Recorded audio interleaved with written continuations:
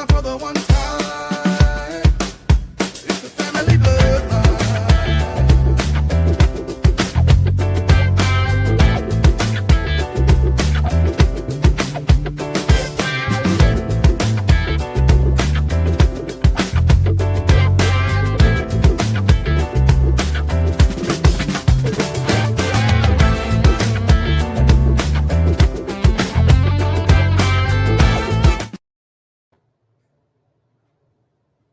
Hey, what's good, good people? We are back for another Wednesday night episode of the Family Bloodline Podcast. Yes. A lot of things happening around the world, around the globe. Some good, some bad. But we're surviving. We're all surviving. So before I do anything else, let me read the disclaimer. Let me do that because I've learned that sometimes we just jump in and it's and then I end up having to kind of backtrack a little bit to catch us up. So first thing I'll do at this point is I'll read the disclaimer. Disclaimer: views expressed are those held by the author and do not represent any other organization, company, corporation, or entity. All right. Now that wait, hold on. Yep. Absolutely. Here's your caveat. You got it. My opinions as the president of Local 1000, I stand on. And so if anyone thinks that the words I use on this podcast or in past podcasts are racist, prejudiced, bigoted, sexist, homophobic, then I ask them to forgive me because I'm not those things. But I do want to treat everyone with fairness and equality, but the way I do it may be somewhat abrasive to the status quo in the state that I live in called California. Thank you. Absolutely. That's important to say. It's important to put out. And it's important to make sure that your people understand where you stand on things. So with that being said, gentlemen, how has the week been so far? Before we hop into it, these fruit flies are annoying. Deuce. Well, I know what for your boy, you know, I'm relocated out to the West Coast. West Coast is the best coast. Oh man, I hear an echo. Yeah, that was you. Was that me? Yeah. That was me? Yeah. Hey, that's crazy, man. Oh, let me make sure. I don't hear it anymore. Here. Oh, I know why. I know why. The signal was going through the iPad microphone and not these. Okay, I'm back. So I've been out here looking for an apartment, man. I forgot how much these West Coast apartments cost. Yeah. I was looking at the studio with concessions that would have brought it down to $2,250. Without concessions, that studio was like $2,500 a month, man, for 600 some square feet. So I might just pop up a tent on the sidewalk and call it a day. Save all my little pennies, man. Hey, you can do it there. You can't do it in D.C. No, hey, D.C. is another battleground, man. But other than that, man, my time is spent looking for habitat, man. That's what I'm looking at right now. Okay, all right. Rich, how about you? Well, it's been a very exciting week. I had a person on Facebook try to put me on blast because he's been winning some court cases against me, Mr. Richard Rees-Wake. He defamed me. The judge said he didn't. Then he filed that said I'm a vexatious litigant. I've been fighting this situation. I've been losing. So he wanted to get on Facebook and brag about it in his Mother Jones, in his moniker, his other moniker, Mother Jones. Let me give Mr. Wake his proper respect. He goes on here as his Mother Jones, revolutionary leader of labor and social reform. So he's talking about, I've been losing, I owe about $50,000 now to Local 1000 on that situation. Richard Rees-Wake will also try to get his attorney fees. And then I'm also fighting DMV because I was falsely swatted. So I'm in the appeals court on the DMV. I'm in the appeals court on Local 1000. And I will be in the appeals court on Richard Rees-Wake. So he tried to really embarrass me. So I put up all the prior posts of him calling me a black racist, homophobe, and all those different things. And I want the people in Local 1000 to know I'm still fighting to be reinstated as your duly elected president. We're not going to let corruption destroy our union. So I want people who watch this, who are also part of Local 1000, to know that, yes, I'm still fighting for you. I'm still fighting Gavin Newsom, Governor Gavin Newsom, because I'm going to make sure that people represented by Local 1000 get a substantial pay increase the way I promised when I was elected in May of 2021. So that doesn't mean I give favor to Democrats, I give favor to Republicans. I only do one thing: represent people of different backgrounds, different political parties, different religious faiths, and sexual orientation. And I do it well. So I want everyone to know that before we talk about this DC situation. And I hope people watch tonight, because it may come across that sometimes I may be somewhat racist or prejudiced against our Latino brothers and sisters from Mexico, them being the closest country that can come to our country legally across the border. But I want people to watch tonight, because now we have to check our own. And we have to say some things that the Democratic Party doesn't want said, and our Democratic leaders, African American, don't want to mention, don't want to talk about, because it's embarrassing. I stop there. Thank you very much. That's good. Okay. All right. So I've had I'm having a pretty good week. I'll just say that. Again, it's all coming to an end. It's all coming to an end, and I'm excited about it. I'll be able to push podcasts harder, as well as other different various things that I want to get highlighted. Music, I'm jumping back into music heavy. It's gonna be great. I'm excited. I am really, really excited, and I'll be able to do a lot of this without having the having to consider the representation of representing the Army. You know what's going on, Oscar, and carrying that on my back. So I'll be representing myself. I'll be representing my family. I'll be representing my loved ones, the things that I value most. You know, friendships, so on, my brothers. I'll be able to do that without any restraints at this point, and I absolutely dig it. I can't wait. I can't wait. That's right, Zoe. Let's get it. It's about to be go time. It's about to be go time. So I'm just excited. It's hard for me to express and put it in words. I'm excited, somewhat scared, which makes me even more excited because I don't know exactly what's going to happen.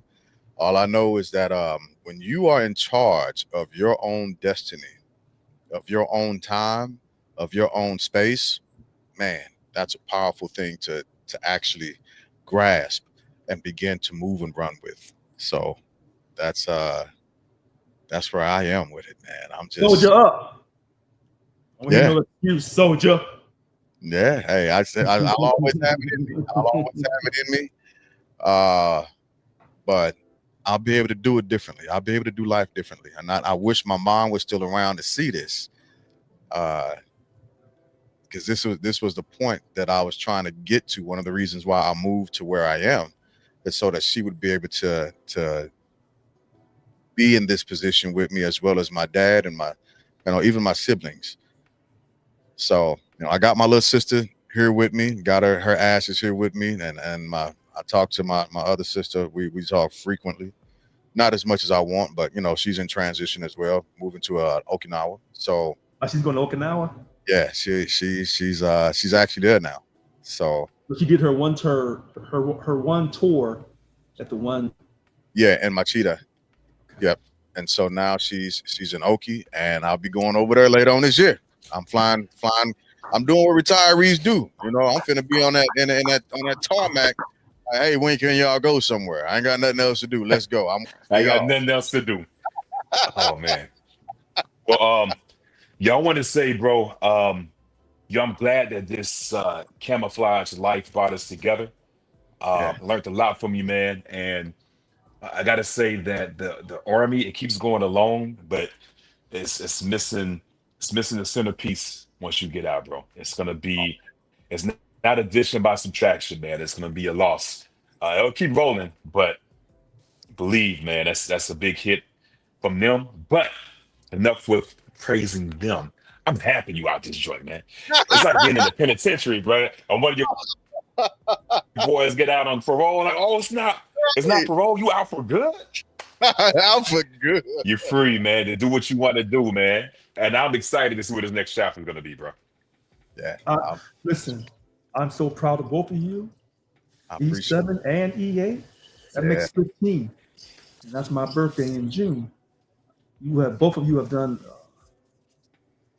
People don't understand how tough it is to serve in the military, and then you're trying to make rank to be rewarded for your behavior and your military bearing, which is your behavior, and your intellect, and your ability to lead others.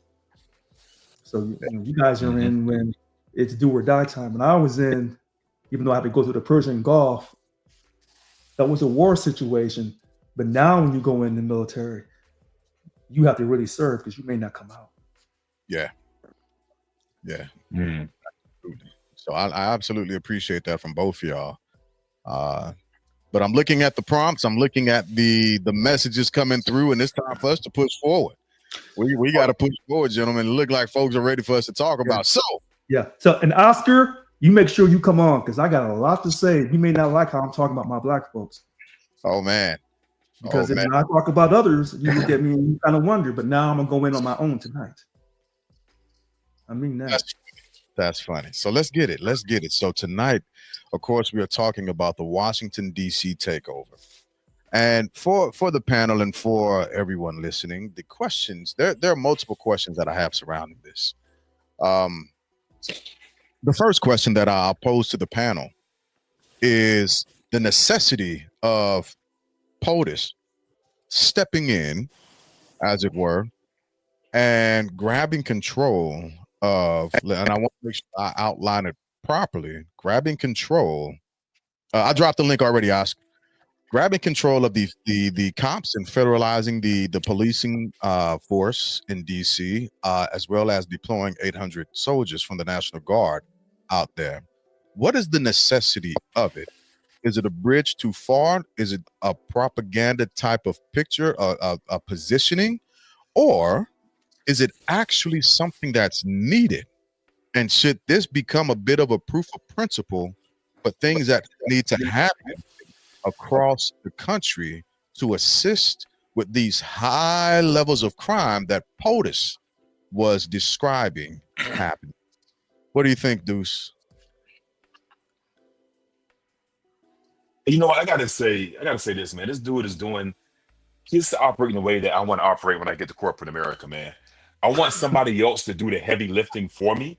And then I want to come in at the end and steal all the credit. You know what I'm saying? Like, let's ignore the fact that DC is on a 30-year low in crime, right? Are they crime free? No. Are they a perfect city? No. But they're getting towards the finish line, a 30-year low, man.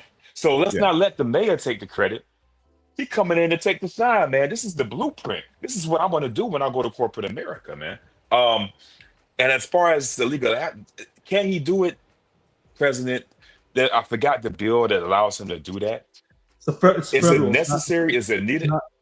The city falls under federal jurisdiction. Yeah. There is no. Yeah, but there's no. There's a bill that allows him years ago, not under him, but it's something that allows him to. Well, he can send them in the emergency, for right? 30 days. He can send them in for 30 days per Congress, and then he can ask for an extension from Congress if he chooses. But DC is not a regular city. It's a district. No, it's not. They've only had the mayor since like the 70s. All right, I mean to cut you off, but when you talk about that 30-year low, that's a Democratic talking point. I'm chopping away tonight because sometimes you have to show some. No, it's not. It's a stat, baby. 30-year low in crime. That's a stat that can be measured. Okay, well, Not like the notches on a ruler. You can measure that. So Dukes, like I was telling Mr. Glass when I was talking about illegal immigration. I may have come across as being racist towards Latinos, and I am not racist. So now I'm gonna check us tonight. Yeah, it may be a 30-year low, but damn it, how high was it to begin with? It was too high. Okay. Here's the other thing: violent crimes. We're talking murder. D.C. is in that top 4. Mhm. Of course, you know the Lou, that's St. Louis, everyone. He's not from St. Louis. They're in there, Memphis and Detroit. So what I'm talking about is chocolate cities, African-American, Black folk cities. All Mhm. right. If you pull up the rest of the top 6 to make the top 10, oh gosh, they're all Black, I think, except for one. I can't remember that one that's not a Black city. So people say, well, you have systemic racism. You got that right. But at a certain point, from the 60s, the 70s, the 80s, the 90s, the early 2000s, and then the 2010s, Mhm. at a certain point, how many more excuses are we going to make? How So many more let's- Shaft movies and so you- Superfly movies do we have to watch until we catch on that killing First of all, New Tyrone? Jack City was a classic. New Okay, Jack City was a why classic. not? But I get what But you're how saying. many? So are you How many movies? advocating? What I'm saying to you is this: this man called President Trump wouldn't be in there doing all this stuff if he couldn't pull it off. If there wasn't no crime, Let me if we weren't doing these things the way we were doing them in these Black cities, then there wouldn't be no reason for him to even talk about sitting in the federal troops So or the FB. I'm sorry. no, let me ask you this, because I understand the point that you're making, but let's expand the parameters a little bit. When you say he's doing it because he can get away with it. When he sent federal troops into LA, he was not able to get away with that. And Yes, he did. The Supreme Court backed that up. Yes, they did. That's not true. no. Wait a minute. Let me throw this out there, because there is a statute called Defense Support to Civil Authorities, which mandated that he pull those soldiers out, right? And that's what Governor Newsom actually went to the federal Supreme Court to actually show that he did not have the authority to actually do. The 9th district upheld what he did because it says that you have to contact the governor. It doesn't say you have to get permission from the governor to send in state troops. Defense. If you go back into the 60s, oh gosh, early 60s or late 50s, the Little Rock, Right. the Little Rock, when they were trying to desegregate the schools, the president sent those troops in. He didn't get permission from that governor to do that. So again, the Defense Support of Civil Authorities has it. What has to happen is the local authorities have to request that assistance and show that they are not able to actually handle the threat of the area. What the reason why he had to pull those troops out is because that line of actual happenstance didn't actually take effect. So when that went to the 9th district, that liberal federal appeals district in San Francisco, they upheld what he did. People keep forgetting. Yes, they did, because Newsom was embarrassed. They upheld what President Trump did. He said, for national security, I'm sending the troops in regarding ICE trying to do their jobs and taking on these protesters. Now that's a fact. And again, that's how you pick it up. But I'm saying, back in the 60s, God, I can't believe I forgot the date. 57, 56, the Little Rock, when they sent those children into that white school, they had to send the federal troops in, and they did not have the permission of the Arkansas governor. Well, hell, they didn't have no permission when they were doing things. I can't remember if they sent federal troops in Alabama in that period. But what I'm simply trying to say is, DC is very unique. He has the authority for 30 days. He wants to get an extension. He has to go through Congress, which ironically, here's what he's saying. Ironically, he's going to do that. Ironically. But then he's already doing that. Okay, thank you. So even if he doesn't get it, he says, I'll declare emergency and still send them in or keep them there. So that's the debate. So one emergency declaration equals 30 days, right? Right now he's nothing says he can't go back and declare another. Well, no. Nothing says he can't go back and declare another emergency on the same place. This is not an emergency. To restart the 30-day clock. Nothing says 30 days authorized by Congress. No, he's declaring it. He declared an emergency. No, he did not declare an emergency. He sent the troops in because Congress has authorized him that he can do that for 30 days. What I'm saying is, he says, even if they don't give me my extension. Under what clause? Because it's a federal area. It's not a regular city. So he can send them in. Okay, but if it's 30 days. Yeah. But I'm saying, he says, even if they don't give me my extension past those 30 But he days, declared a public. Okay. No, he declared a public safety emergency. That's why he's sending the troops in. Right. But That if public he safety goes past emergency. 30, he's going to declare something different. So right That's now, what I'm he sent saying. them in under the Congress approval. Congress has already authorized him that he can send them in for 30 days. If they go past 30, he needs an extension. He said he's trying to get them to do that right now. But he also said, even if I don't get an extension from Congress, I'll just declare a national emergency and keep them there. Here's the second part real quick. The Guard is not doing any arrest. The FBI, the DEA, Department of Homeland Security, they're doing all these arrests. The Guard is right there just to make it feel like, I saw that, to make it safe. Now, So this is legal what he's doing. But now, in DC, yes, it's legal. But as I went back and I hit it under Chat GPT real quick to actually look at and I wanted to make sure I prefaced it by saying Chat GPT because it summarizes what I asked it. So the question that I asked Chat GPT is, did President Trump have the support of the Supreme Court when he sent troops into LA? Which is absolutely a completely different situation because DC belongs to the president and Congress in a specific fashion. LA, it belongs to a sovereign ish state, right?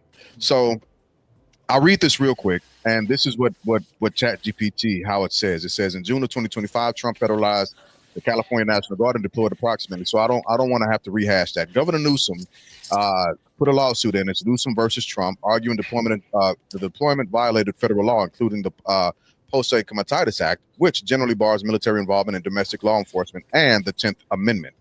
Court rulings. On June 12th, District Judge Charles Breyer granted a temporary restraining order in favor of California, saying the president lacked legal authority to federalize the Guard. However, that ruling was quickly stayed, to Richard's point, by the Ninth Circuit Court of Appeals. The appellate panel allowed the federal control to continue and extended the stay in a per curiam decision, allowing the deployment to persist pending further legal proceedings. Trial is underway. A 3-day bench trial has since commenced in San Francisco to determine whether deployment illegally violated the Takeover Act and exceeded presidential authority. Much of the trial centers on whether the troops' support for immigration enforcement crosses into forbidden domestic law enforcement and whether presidential authority under statuses like 10 U.S.C. subsection 12406 or the Insurrection Act applies here. And so in summary, it says, no Supreme Court involvement. There is no record of the U.S. Supreme Court directly reviewing or approving Trump's troop deployment in Los Angeles. The legal challenges are unfolding in the lower courts. President Trump did not have the backing of the Supreme Court for the troop deployment in Los Angeles. Instead, the legality of that action is being examined in district and appellate courts with no current Supreme Court involvement. All right, so I never said he had the Supreme Court. I said that when it went to that very liberal Ninth Circuit, I was shocked. They said, no, he has that right. Now, Judge Breyer in the lower district court, allegedly, he's very liberal. His brother, I think, his brother served on the Supreme Court years ago. So that's the brother, Breyer. He ruled because he wanted to, quote, help out Gavin Newsom. So a lot of times when it comes to this law and stuff, and it gets to these judges, well, I know firsthand, the law can say one thing, but if the judge is from one particular party, they're going to help that party. And so now you say, well, can we even depend on judges? Sometimes not. And that's why there's that huge fight about, can we stack the Supreme Court with Democrats or Republicans? Because they're going to interpret the law from our political perspective. Now, with Washington, D.C., CNN actually did this. They had people who were mad, and you had people who were glad. And it's so funny when black women get on TV, and they say, it's about time you send somebody down here. And everybody gets quiet. Nobody says anything. If a black man said it, he said, well, he don't know what he's talking about. But if a black woman says it, he would get quiet. So they had it on CNN. They had let me let me talk about this though. Anytime we plan something massive, man, say the four of us are going on a trip, we got to come together. We got to pick a location. There's planning involved in the process, right? We're not just gonna say we're gonna go somewhere without a plan. Where we staying, how we getting there, the dates, got to put in leave, except for Glass. He has nobody to put leave into, but we got to plan this thing out, right? That's for anything. If we're gonna play flag football, we got to pick all this stuff out. The DC Metro Police, they found out about this takeover on social media, man, from friends. There was no official briefing. There was no meeting. It was allegedly that Dodge, whatever you call them, staffer Big ball. was allegedly beaten, right, in Got it. DC. And all of a sudden, boom, this happens, right? Great point. And So that was the trigger. why did the I mean, president of the police union, he's always. why did the president of the police union in D.C. support it then? Well, Not the before talking we, point, be- Hold on, be- wait, no, but this. before we get there, I'm going through these steps, man. Okay. Okay, go ahead. give me a second, Deuce. Oscar, where are you at with this? Where are you at? Weigh in. It's kind of like the comment I said. I think he's trying to be a bootleg Bukele, because Bukele did similar things in El Salvador in terms of nationalizing or deploying the military in certain regions of El Salvador in order to control the Yeah. MS-13 and 17th Street gangs. But there's a very big difference between El Salvador and the United States. The amount of chaos, violence, and homicides that were happening in that country were astronomical, way beyond what we see here in the United States. And they have a different constitution altogether, right? So I don't know. I think going to some of the comments that were being made earlier by Deuce about, I have questions about crime rates and lower crime rates, right? Because a lot of that stuff is done by definition, right? So how do you define crime? And is the definition the same today as it was 10 years ago Right. by certain crimes, right? So we play a lot with words, and those words will either have a fall off on statistics or not, right? So my whole thing is the president has the right to deploy the military in Washington, D.C. It is under his purview. Sure. Do I agree with it? Not necessarily. It's those things. It's can he do it? Yes, but I don't necessarily agree with it. I fear this, and this is always the thing I fear with any form of power. It may be good now, Right. as an example. I don't know. I'm not saying whether it's good or bad, but it may be good now, but setting a precedent for the next person to come in may be killer. May be the thing that But screws Oscar, all of this is history. Oscar, this is not a precedent. That's the first thing. It's not that. It's not a precedent, but No. it is something that lets the next person go, Okay, well, if fair he did enough. it, I can do it. But I want to go back to Why what you not? said about. I want to go back to what you said because somebody else brought this up on TV, and then this Republican chewed them up. Mhm. And that's why I had to say this. Crime rates and how you define it. That's a great point. A murder rate is not subjective. It's objective. Somebody's dead. Sure. Mhm. Of crime. And there's Yeah. where the problem is with DC and St. Louis. Now, me and Mr. Glass, we from St. Louis. Mhm. So I know how it goes down. Yeah. And so why is all this crime in these inner cities with black mayors? Because this is the trick. And I know I'm beating you to the punch, Oscar. This is a distraction from Epstein. I know that. Yeah. And he's playing it to the T. Because the Democratic Party can't talk themselves out of this. Mhm. Okay, if you say, well, all this crime is because we have a sense of helplessness and despair, and we have too much drugs coming in. Well, you should be supporting closing that border down so you stop them drugs from coming in, but you don't want to do that. Okay, you should be supporting stopping this murder rate so children can grow up and live productive lives. So on that, Send us money in for these social agenda programs to help the kids, and also send us the jobs. Well, the jobs won't come because white folks ain't creating no jobs in the inner city with black folks. That's a fact. So the question that I have with what you're saying, um, not that I have a problem with it, just a quick question about it is, what does the border have to do with the American crime rate? What Drugs. what's Because drugs, the reason why I say I'm shaking my head east and west is because it doesn't matter who brings drugs in. mhm, Drugs won't be popular or successful if people don't use them. And like I've said before, Americans love drugs. From Americans love their drugs. yeah, wait a minute. Hold okay. on. Well, wait a minute. I'm not going to try to act like that's completely wrong. All I'm going to simply say is this. I don't care how much a woman, a black woman, raising 4, 5, 6, 7 kids on her own in her inner city. I don't care how much she takes those kids to church. As long as you got a steady supply of drugs and liquor stores and cigarettes and fast food, I will bet against that black child every day of the week. Oh, And a absolutely. lack All of right? opportunity. Lack of opportunity. So when it comes down to That's the part, man. Yeah. It, Well, it, it's Rich, to your it's point, something like so say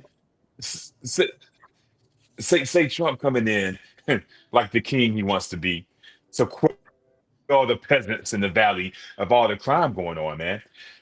America has been a police nation, a police state for eons, man. We represent 4 to 5% of the world's population. Yet when you look at our present population compared to the world's present population, we got represent a quarter of the population that way. A quarter, right? We put more people in prison than any other nation in the world. Crime yeah. hasn't gone down. That leads us to think that bringing out the belt, bringing out the switch from the old school cats is not going to straighten that child up. It's not going to Mhm. fix the problem. And to Oscar's point, some of it, not all, but a portion of it's a puzzle piece, man. Some of it's opportunity. And yet, Yeah, instead of putting money in education to create small business, to create opportunities for other people, America strips that away, strips away Yeah. the opportunity, right? At the end of the day, we're humans. We got to eat. We have basic needs we have to fulfill. So either sure. we're going to beg, borrow, steal, kill to get it, or Mhm. drug ourselves out of it so we can forget about it, right? Mhm. And they can close off the border. They could put a steel wall from here to the freaking sky over the border. You think it's gonna stop drugs? It's one of the most lucrative industries in the world. Nah, man. you know, But education and teaching people a better way, providing opportunity, so can help put a hold dent into it.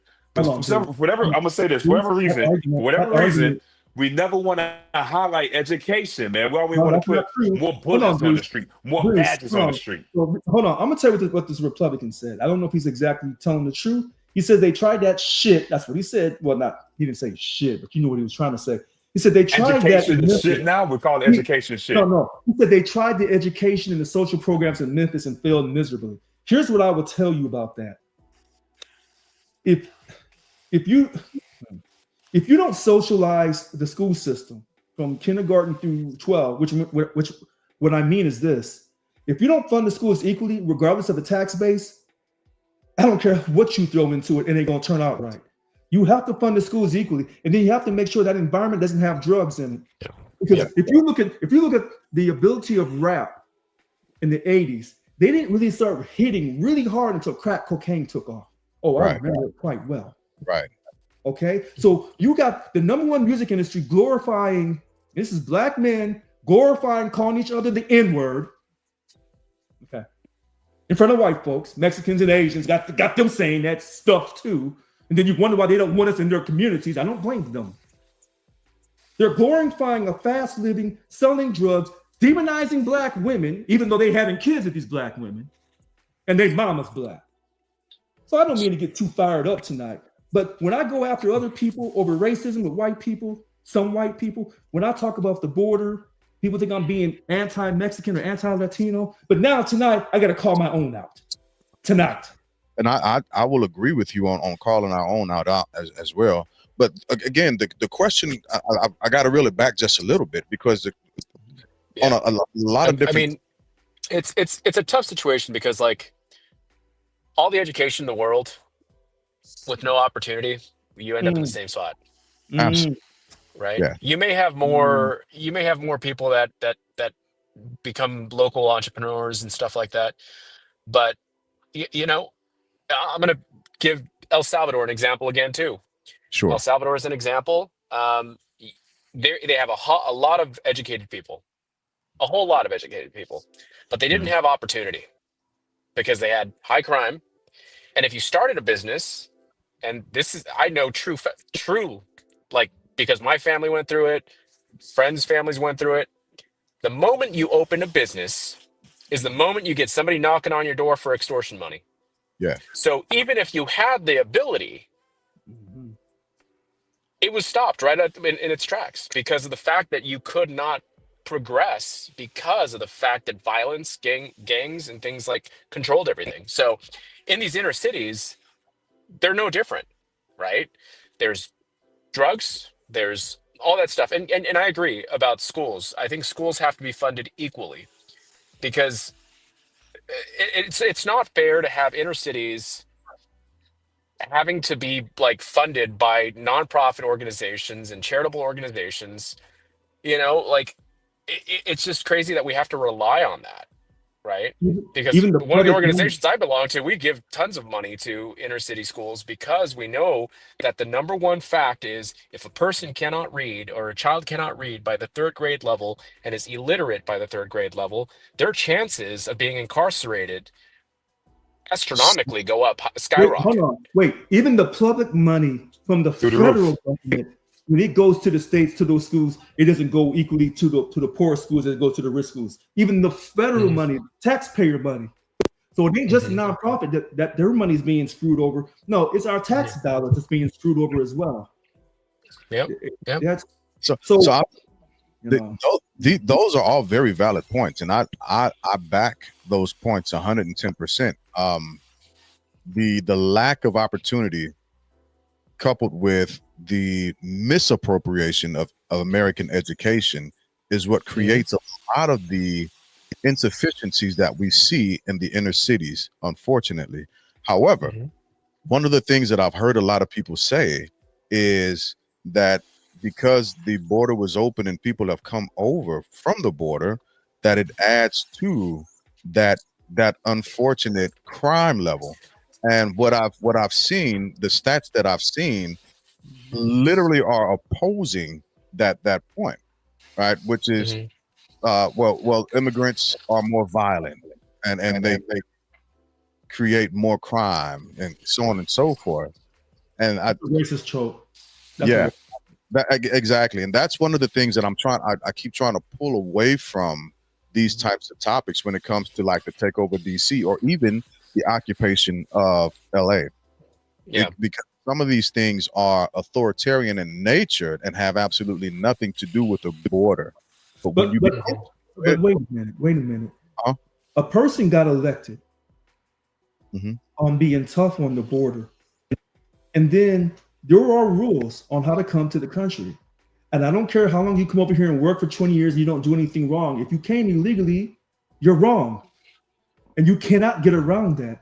So if someone says, well, they've been here for so long and they're really a great citizen, but they're not here legally, they came here wrong. So if you allow that wrong to continue because they acted good, then what other laws are you not going to enforce? And so if you're handpicking what laws you enforce and what laws you don't enforce, you'll lose your country.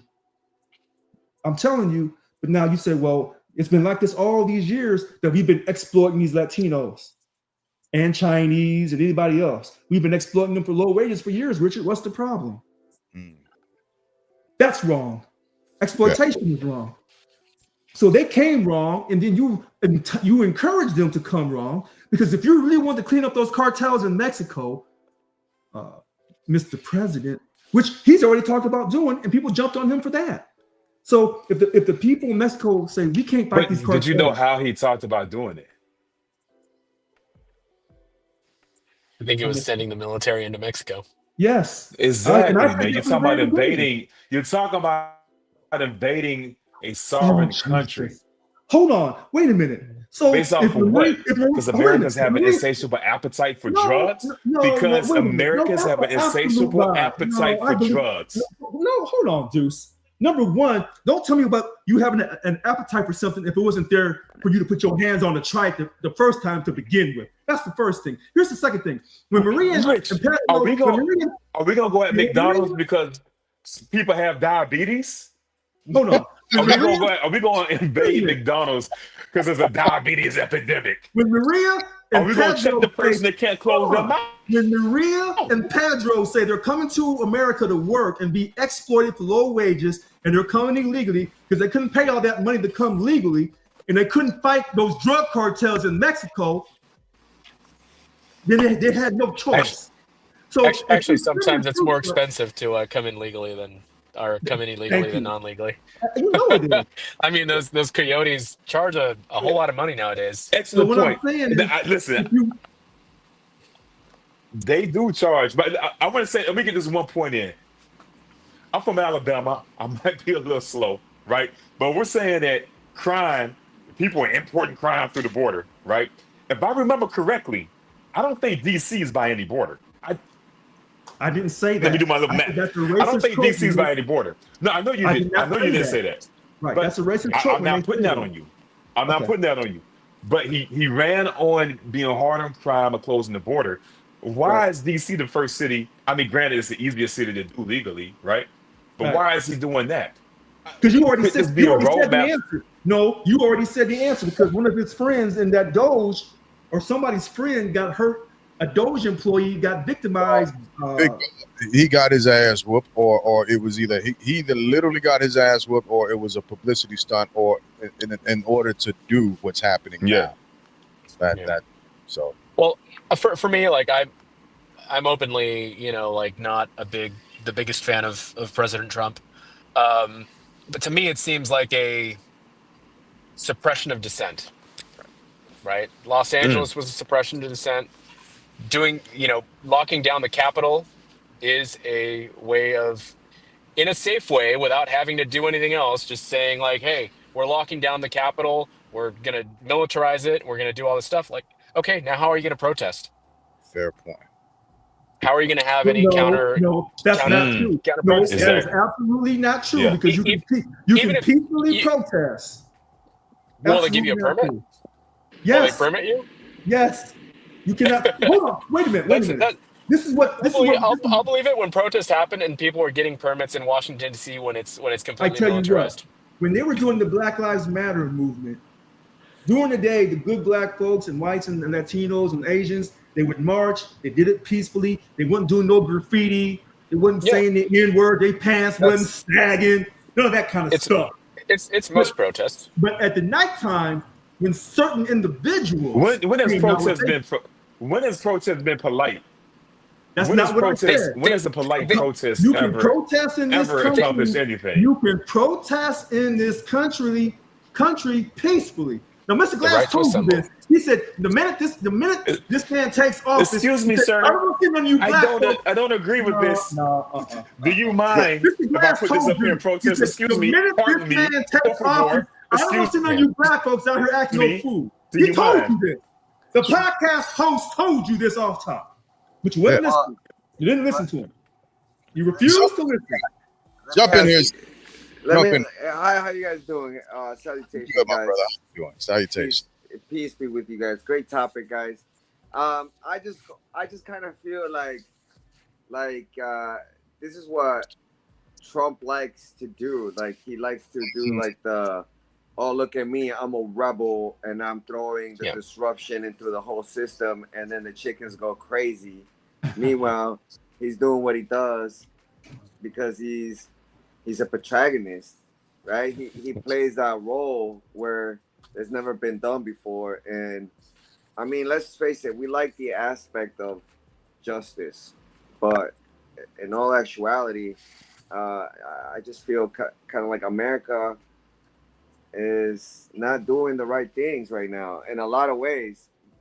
Partially, I think like as Americans, bashing on immigrants is just foolish because hearing from the last podcast about how the birth rate is dwindling, and for people to be this delicate, and I think it's a total distraction. There's a lot of fights going on, a lot of fighting for the last I want to say the last 20 years, it's been a whole lot of division conversations. And I Yeah. mean, I'm not a big fan of kumbaya moments because it's just we're human beings. You know, it's a family environment as a whole. But you know, the amount of self, like we don't like this America kind of deal. It it can't be all Trump's fault. It's been like Obama's fault too. It's been Correct. Clinton's fault too. It's Yeah. been you know, the Bush's fault. It's been all these fools, as my California people would say. A lot of a lot of these dudes are fools, man. Like in terms of they disrespect our intelligence. We're getting super taxed to the next level. I mean, the other day I saw like this house that was on sale that was like $300,000. In my mind, because I'm an old head now, I'm like that house gotta be worth $100,000. But because we got quote unquote, and I don't want to offend anybody, but fuck it, I'll offend some people tonight That'd because be all right. maybe people need to hear it. We got a lot of yuppies running around here, a lot of soft people running around here, and a lot of charades running around. Like we need to know the bottom line. Like what the hell is the bottom line? Because there's a lot of talking heads, and Trump. This is what he does best because loud. His own hair is a talking head. For goodness sakes, like the dude is just a disruptor. And because the past couple of months it's been release the files, release the Kraken, you know, all his enemies are now his friends. Because it's not you don't want to be on this guy's bad side in a way. And that's what we're learning from this Nah, presidency. you That's what don't. You get persecuted, man. yeah, I mean, all Your respect business goes probably belly up Trump. Yeah. if you're Because on this bad side. look what Yeah. happened to Musk. And at one point Musk was his best pal. We thought that was like the ultimate Voltron move. Like, Yeah, oh but shit. that was predicted. That was predicted by some of the analysts that they would never get along for more than 6 months after he took office. That was Yeah. already Well, Well, predicted. you can't have two male lions in the pack, man. You got that right. You got Yeah. to be a top dog. That's what about a lot of people. Yeah. Yeah. There's no You know. surprise there. but Y- as smart as they are, right? As Mhm. smart as both of these guys are, you would think, look, bro, this is not gonna work out. Like you just, Let me ask you something real quick, Zoe. As smart as what two guys?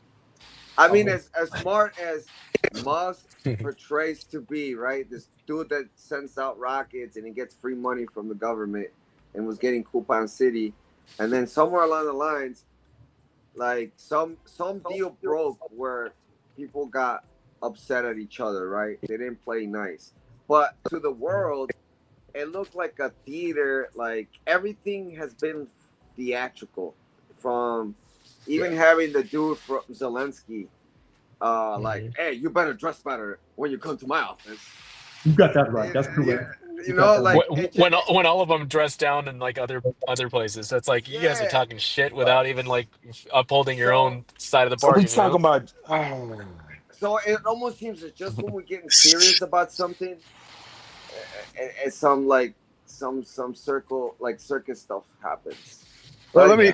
let me It's pause a you real. circus of sideshow freaks, man.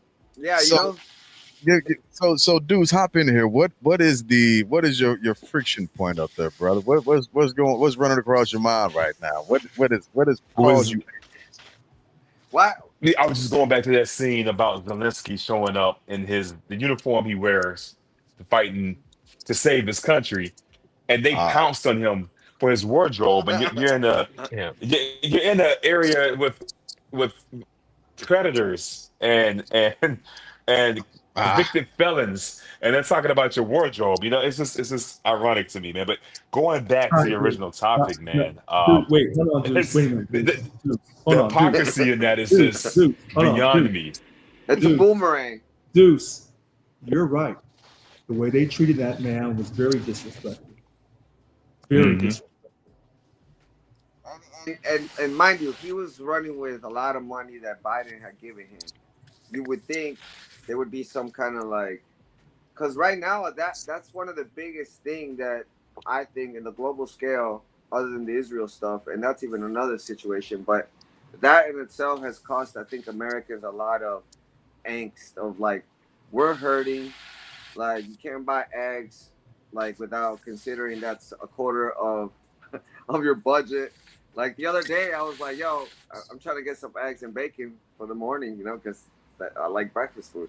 And the wifey was like, "Now we're coming back on the bacon and the eggs." And that shit hurt me, Well, dog. well, Yeah. I well, was Hey, you that's like, got "Yo," to, man. I was like, "Yo, that's." I was like, I thought she was kidding. She's like, "No, I'm not kidding. It's like you and gotta and come back." and, and that goes to what we were talking about earlier. It seems like the opportunities for Americans is shrinking when the majority of the money and the wealth is going to the wealthiest people. When wealth is concentrated at the top, it shrinks the middle class, and this is basic economics, Yeah. right? Yeah. If the biggest gazillionaires are keeping all the money, the middle class is going to shrink. So I think it's, many people have said it before. I think it's ignorance and just silly that Americans don't wisen up and think that our country can become like a India or a developing nation like that. Because Wait the a minute. thing is, if our middle class is being decimated, Mhm. what else will there be? So I'm There's glad going you to be brought that up. beggars on the streets Because, more. There's going to be more homelessness. There's going to be right. more things. And how do you fix that? They don't have the So, answer. That's the well, problem. They hold just on. keep Wait a minute. tossing money at See, hold businesses. on. Wait a minute. Wait a minute. Wait a minute. See, it's funny you brought that up. Now, you know I'm the president of a union. And so you wonder why I get so emotional about illegal immigration, because I know what it does to the middle class. And if you lose unions, because they try to run me out of office, they're trying to keep me out of office. As long as you have unions in this country, you'll have a middle class. If you can destroy unions, which this Democrat Gavin Newsom is trying to do, I don't care what he says out of his mouth. I'm telling you by his actions. He's no different than a Republican. Well, And where the and I unions don't. at now? He took. Go ahead, Deuce. Let me tell you about Mr. Gavin Newsom, since we're talking about black folks tonight. Gavin Newsom I mean, that's says a hell of a listen to correlation. this. He loves him some black folks. Let me tell you how much he loves us. When President Biden said, "Well, hey, Congressman Clyburn," well, he said, "Congressman Clyburn, I want to thank you for helping me get elected." And he said, "What can I do for you, Congressman Clyburn, other than create jobs in your community?" And so Congressman Clyburn said, "Well, you could pass Juneteenth." And that's what he did. He made a national holiday, a federal holiday. Even Missouri honors it. But did California honor it with an additional state paid holiday for the state employees? No, Gavin Newsom said, "No, hell no, you ain't getting nothing like that." So all that talk you were doing about trade reparations was a bunch of garbage, Gavin Newsom. But you want to walk around here like you're the black folks' savior. Get your ass up out of here. So with that being said, and riding what Oscar was talking about when he mentioned economics, when we I got some on that too. go ahead, Deuce, go ahead, you got it, go ahead. Well, with economics. So we talk about how Trump. I'm gonna start calling him Houdini, man. He's the master of deception, right? So we all focus on the DC takeover, but something bigger that's going to affect America much worse has happened. He Yes. he just unplugged the antitrust laws, man. So what he did was, let's see, I'm going to read it right. Let's see. So he signed an executive order It's aimed at deregulated streamlining things. regulations believed to stifle competition, right? So pretty much he eliminated anti-competition regulations, which goes to antitrust to these conglomerates. The same law that made Microsoft break up into companies and made Google break up into Alphabet and Google.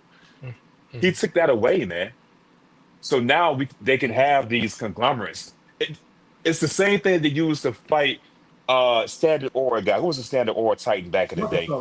Rockefeller. Rockefeller had a grip lock on the oil industry throughout all of America. The government had to step in, break his company up so other people can compete. Trump just killed that. But we're focused on the DC takeover. But Deuce, wait a minute. This ain't no Houdini.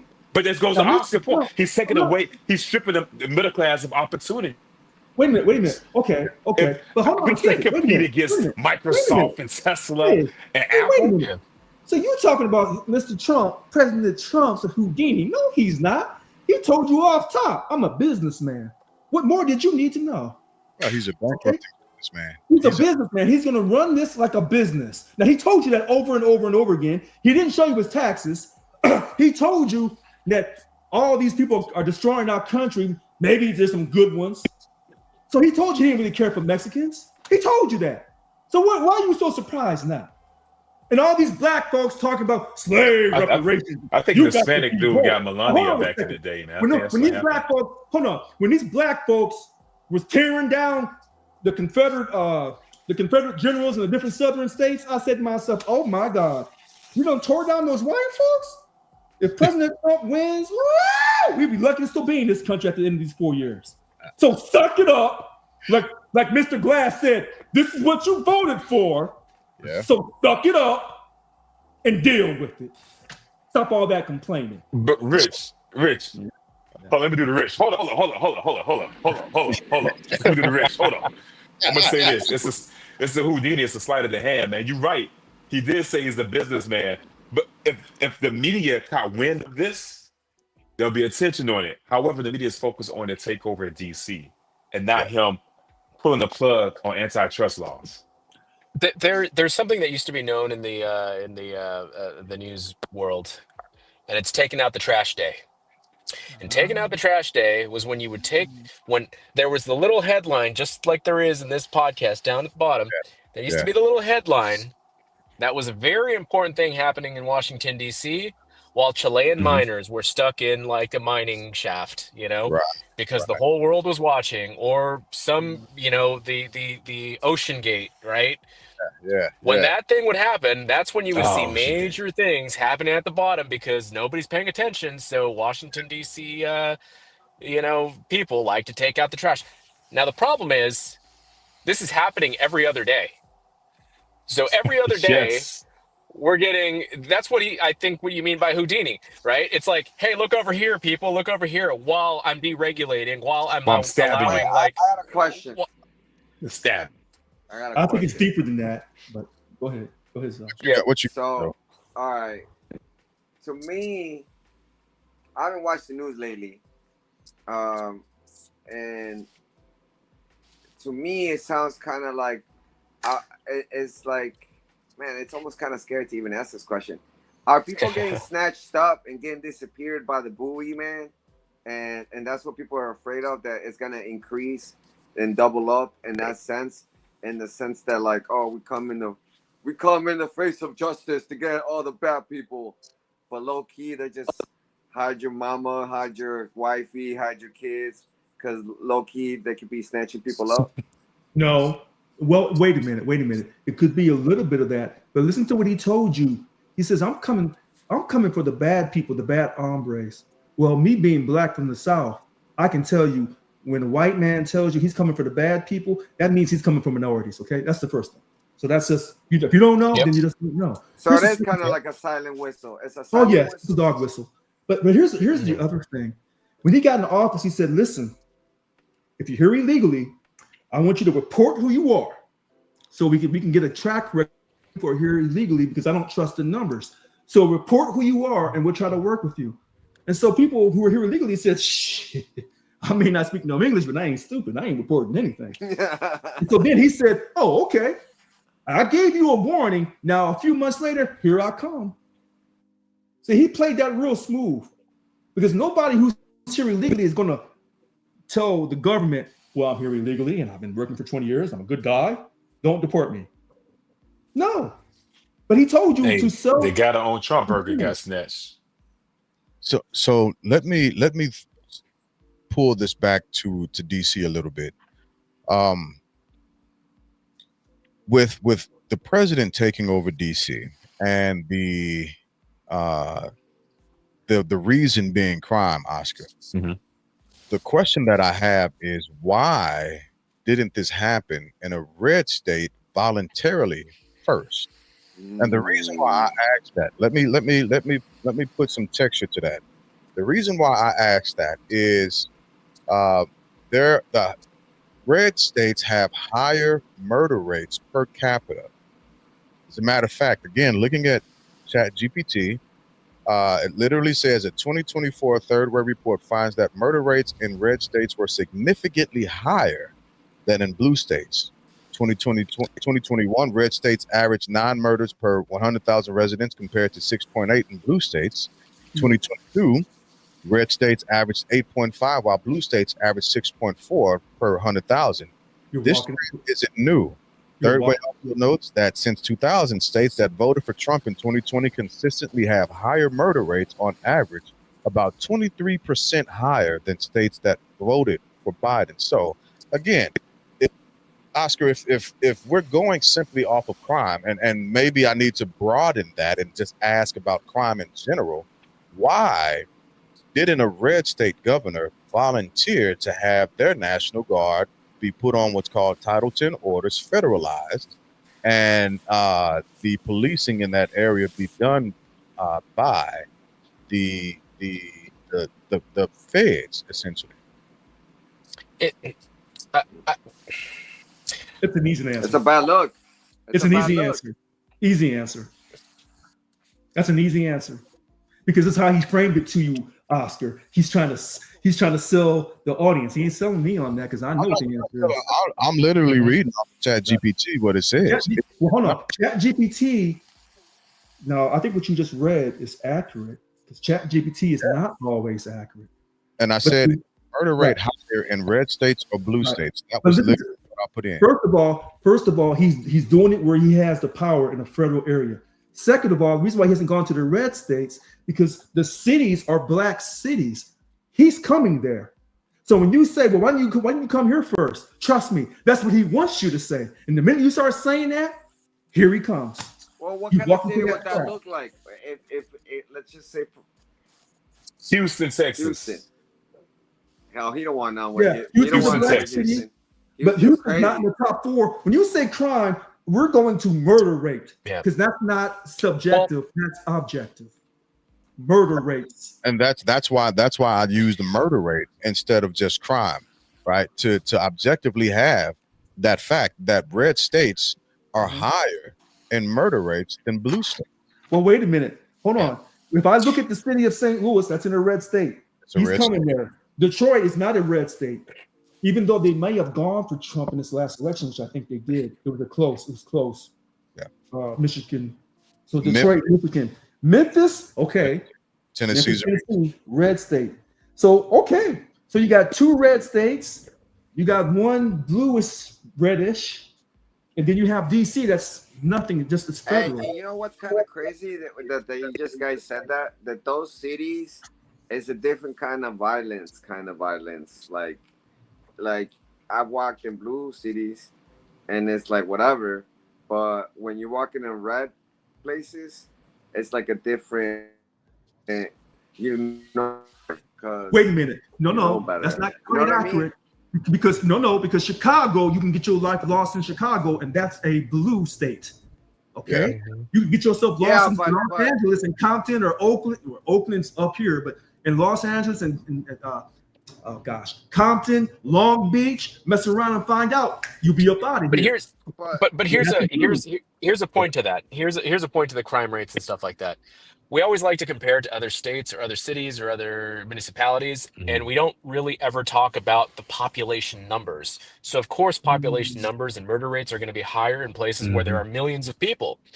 Now, if you go to a red state and there's only 1,000 people or 2,000 people or 20,000 people in those towns, but their murder rate is high, then that means there's something completely wrong in those towns, whether it's drugs, whether it's whatever it may be. Again, another lack of opportunity, because white people also have lack of opportunities in certain towns and municipalities. It's not just a brown thing, a black thing. It's an American thing.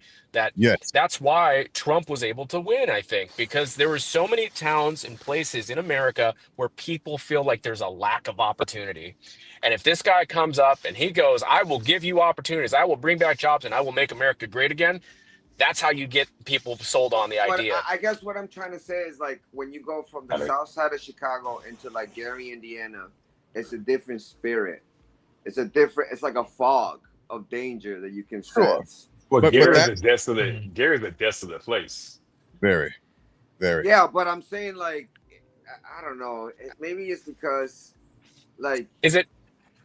you kind of get a sense of there's a higher Hopeless. danger in Yeah, certain areas. Yeah. the areas that you're talking about, if we're gauging it off of something that outside of numbers, it's a sense of hopelessness. That's what's being described. Ah, okay, yes. Thank you. My lack of better words. Yeah, Progress. it's that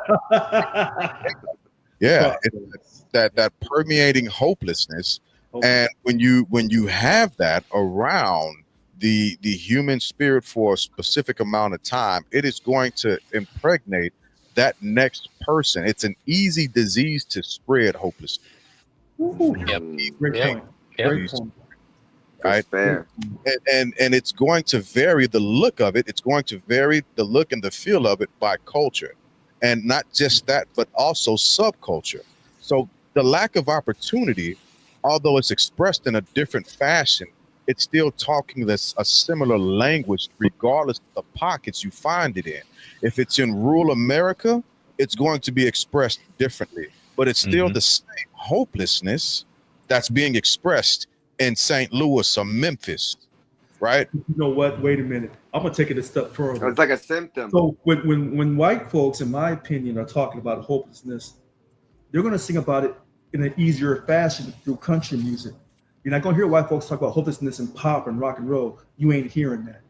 But in the black community, when you hear about hopelessness, you hear about brothers talking about shooting other brothers on rap songs. Sure. Okay? And then you wonder why the murder rate in the black community is so damn high in these inner cities that lack job opportunities with an influx of drugs and alcohol and tobacco.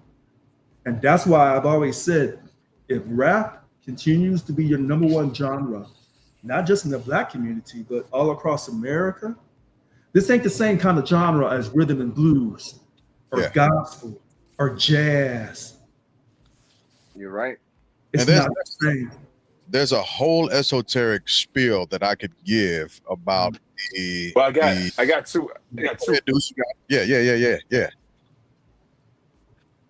And that goes back To answer your question, man, for me, you talked about why isn't the president going into these red states and taking over those cities, or why? Actually, you said why aren't those governors volunteering their guard to let Trump come in and do that? Yes. I think it's because of the homie Jerry, man. I think we're all ignoring the homie Jerry. Jerry's pretty strong. Jerry, you guys might not know Jerry. He professionally, he's Mr. Gerrymandering, is what he's called, right? By those who don't know him. And we're talking about 2026, right? So you don't want to piss off your homies, right? We see what Texas is doing. Oh, Miss Ivy in Alabama, my home state is doing the same thing. They're rigging that map, man. They're rigging that map right up so they can get the votes, because there's a vibe out there. Kind of like what Zoe was talking about in these cities. There's a vibe, the energy out there that the pendulum's going to come back the other way in 2026. And the way to prevent that is to rig these districts. So there are no blue votes. You can vote blue all you want to, but if the numbers don't add up in those districts, boom, you got it. So that's one point. And two, the richest point about rap, I agree, but it's a funny thing, man. The most ignorant, not ignorant, the most ignorant rappers seem to get these record deals. And we don't have the Commons, we don't have the KRS Ones, the Public Enemies. We don't have those cats out here getting these record deals to do it. Even look at Kanye. Backpack Conscious Kanye, he made some money, but he made more money when he went straight ignorant. Now, is that the consumer? Partly, yes. Is it by design? Partly, yes. Who's to blame more? I don't know. The portrayal, listen, the portrayal of inner cities having this high level of crime, specifically the murder rate that is objective, it's clearly easy to see. And if you go into an inner city of African Americans, you're going to hear one type of music being played. And I'm not saying that all rappers are promoting violence, because that would be a stereotype, and I won't stereotype my own or stereotype no one else. But when a certain percentage of rap music is using the N-word, I think of Jay-Z. Academically, lyrically, he's a genius. But your use of the N-word in the early part of your career, you made so much money, and not just off the black community. You have Mexicans and Asians riding your jock too. So when the Mexican community and the Asian community said, we don't want these black folks in our community because the white folks say they ain't no good, and then you show up with your pants sagging singing these crazy songs, you've kind of solidified what this racist white man was saying about these black folks are inferior, they don't want to work, they're deadly, they're over sexualized, and the only good ones are the ones we put on TV for you to watch on Sunday. Oh wow. So the question that I have with what you're saying, because I'm not in disagreement with it, just another perspective on it. So is it the citizens' fault in that area as to why they have to have a militarized force police their area? At some point, Nah, I can't blame the citizen, man, all the way, because we talked about the structure. We talked about the lack of equal funding going to schools and education. We talk about the lack of economic opportunity. Even if you are smart, you might not have the avenue to go down to put Yeah. food on your table, right? So those are things that policy plays a role in, right? Those are things that our elected officials are supposed to do. However, if they're being bought out, the inauguration, the Magnificent Seven, right? For those Right. that in the stock game, are the Fame, Facebook, Apple, you got Nvidia, Google, those Mhm. American big giant tech companies, all of them were there. Even the TikTok CEO was there, man. His inauguration, right? Kissing the ring, if you will, right? And I just Yep. mentioned how the antitrust bill is going away or is being watered down, right? To make it easier for them. Apple just paid the federal government X amount of money to bypass tariffs. Nvidia saw So that. I was like, oh, Nvidia did. can we, we can we do the AMD was like, hold up, Well, homie, I want to. he, So now he, they're paying the federal government. So I say that to say the citizens do bear some of it. It's individual responsibility. However, when the system is playing these games that we're not even educated enough to know about, or we're not even in those rooms to see, it's hard to put all the blame on the citizen. So well, then let me wait a minute. be a Hold devil. on. Give me a second, Rich. Let Okay. me be devil's advocate real quick. I have to be the devil's advocate, because if you know that your area is that thing that we're describing, why would you stay there? And this is I'm going to add the immigration back into the conversation, because the quote unquote undocumented or illegal people that are moving from the areas they don't want to be, they've got enough sense to get up and leave. So why don't Americans have enough sense to get up and go somewhere else in America where they can be prosperous? That's my Damn. portion, being a devil's advocate. You So, took the bullet I out mean, of my gun with that one. I but people have can't been touch doing it. that. But so people here, have been doing that. People have been moving to other states, and that's why we see mass migrations out of California, out of New York, out of places that are really expensive, because the opportunities are in places that are cheaper. no, he's Because if talking you about have more mass. freedom of time, like No, he's talking about mass. Wait, No, no, they that's are not what he's moving. saying. He's They saying even mass moving. migration from inner black cities of black folks who say, "Hey, this situation ain't cutting the grade, so let me get up out of here." But if you ain't got no money, well, ask the folks yeah, from Hurricane Katrina when that, that hurricane was that, coming in New Orleans, and them black folks wouldn't leave. We yeah. can't leave. We ain't got nowhere to go. But Actually, that hurricane is going to wipe you out completely. there was a mass migration to Mexico City by the quote unquote millennials, and they started turning Mexico City into like a situation Gentrified. where, yeah, it was gentrified, and there was a reverse Oh, they situation, ironically, where the Mexicans are Oh, like, "Go the back where you Mexicans come." protested. Yeah, they protested hard too. yeah. So I Uh-oh. human beings are just territorial by nature, and nobody likes things changing, especially because people are very possessive. And when Mm. I when people are afraid to change, and people are also afraid of what they do not know, because there's a lot of ignorance that accompanies human beings, tremendous amounts of ignorance based off popular culture, laziness, just overall envy. Look, why do Mexicans or whatever? Because whenever we talk about immigration, it's always the fucking Mexicans, and I quote effing Mexicans, because it's always us somehow. But Right. then when it comes to the party time and lunch hour, like the other day, I went to the Mexican restaurant. Right, I'm Mexican. Man, he's like, "Why are you always fucking going to the Mexican restaurant?" Because I'm fucking Mexican, all right? That's what we like to fucking do. But the whole place was jam packed, and I was like, "This is some bullshit." Me as a Mexican should have the ability to sit freely as a Mexican.